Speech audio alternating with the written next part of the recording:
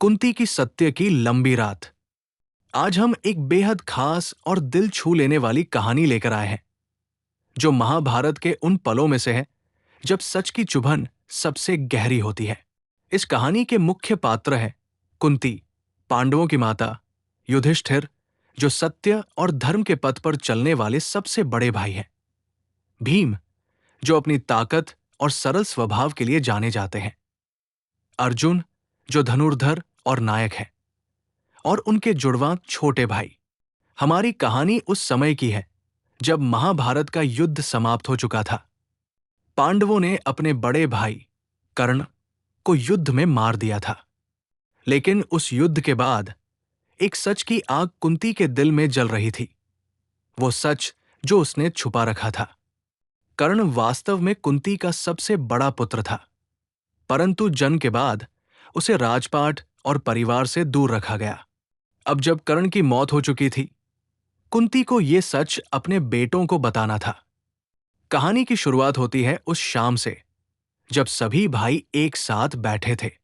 युद्ध की थकावट, जीत की खुशी और हार की पीड़ा के बीच कुंती ने अपने दिल का बोझ साझा करने का फैसला किया। उसने युधिष्ठिर के सामने बैठकर बोला, मेरे पुत्रों, मैं तुमसे एक बड़ा सच छुपाए रखी थी। कर्ण, जो तुम्हारे सामने वीरता से लड़ता था, मेरा पहला पुत्र था। युधिष्ठिर के चेहरे पर एक गहरा उदासपन छा गया। वो समझ गया कि अब वे न केवल एक योद्धा खो चुके हैं, बल्कि अपनी ही मां के एक बड़े सत्य से भी रूबरू हो रहे हैं। भीम और अर्जुन के मन में भी घबराहट थी, लेकिन वे जानते थे कि सच का सामना करना ही उनके लिए उचित है। कुंती ने आगे कहा, यह सच जानना आसान नहीं है, और मैं जानती हूं कि यह तुम्हारे दिलों को झकझोर देगा, पर सच को छुपाना या डरना हमें कमजोर बनाता है। तुम्हारे द्वारा कर्ण का वध होना एक त्रासदी जरूर है, पर यह भी सच है कि वे युद्ध के नियमों के अनुसार एक योद्धा थे। हम सबने साथ मिलकर यह निर्णय लिया था, और इसका हिस्सा हम सब हैं। युधिष्ठिर ने धीमे स्वर में कहा, मां, यह सच जानकर मेरा दुख और भी गहरा हो गया, लेकिन इस दुख को मैं न्याय का आधार बनाऊंगा। यह न्याय केवल शासक का अधिकार नहीं, बल्कि एक जिम्मेदारी है कि हम अपने कर्तव्यों को पूरी ईमानदारी से निभाएं। भीम ने अपनी गहरी आवाज में कहा, सच को जानना कठिन था, लेकिन इससे हम और मजबूत बनेंगे। गलतियों को पहचान कर ही हम सही मार्ग पर चल सकते हैं। अर्जुन ने कहा, हमारे भीतर जो भी अपराध या गलती है, उसे स्वीकार करके उसे सुधारना होगा। तभी हम अपने राज्य और लोगों के प्रति न्याय कर पाएंगे। कुंती ने मुस्कुराते हुए कहा, सच की ये रात लंबी और कष्टदायक थी, पर यह हमें सिखाती है कि समय पर सच्चाई का सामना करना जरूरी होता है। दोष बांटना या एक दूसरे पर टालना हमें रोकता है, पर साथ मिलकर उसे स्वीकार करने से हम आगे बढ़ते हैं। ये कहानी हमें एक बहुत बड़ा पाठ देती है।